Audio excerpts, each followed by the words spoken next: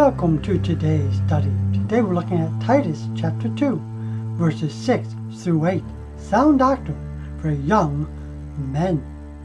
Reading Titus chapter 2, verse 6 through 8.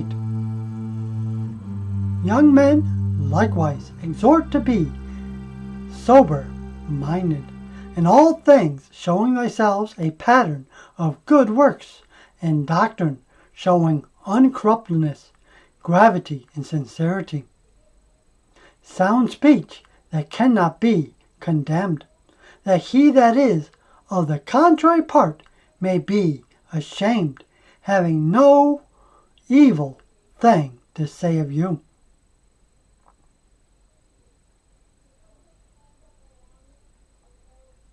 So we are seeing things which are proper for sound doctrine.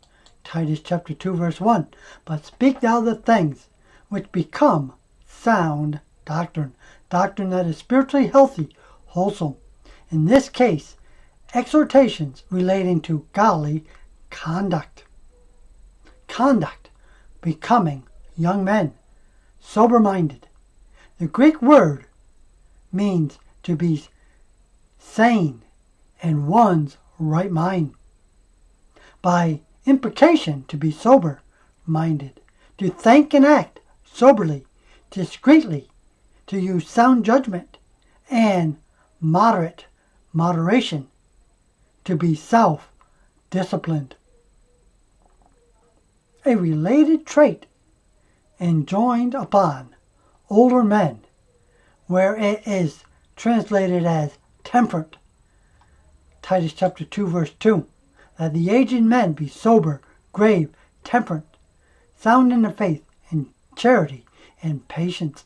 That the older men are to be temperate, or sound of mind. And the younger women, where it is translated discreet, that they were to be discreet. Verse 5. To be discreet, chaste keepers at home, good, obedient to their own husbands, that the word of God be not blasphemed. So here we see this is referred to older men, and younger women, that they are to be temperate, discreet, sound, sober in their mind and thinking.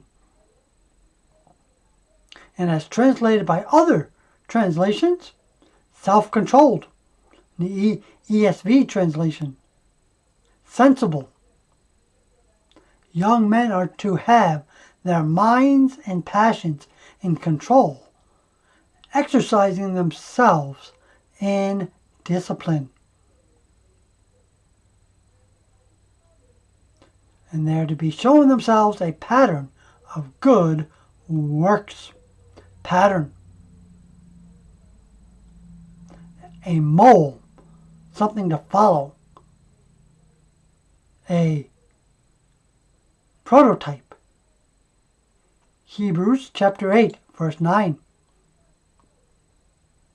Who serve unto examples and shadows.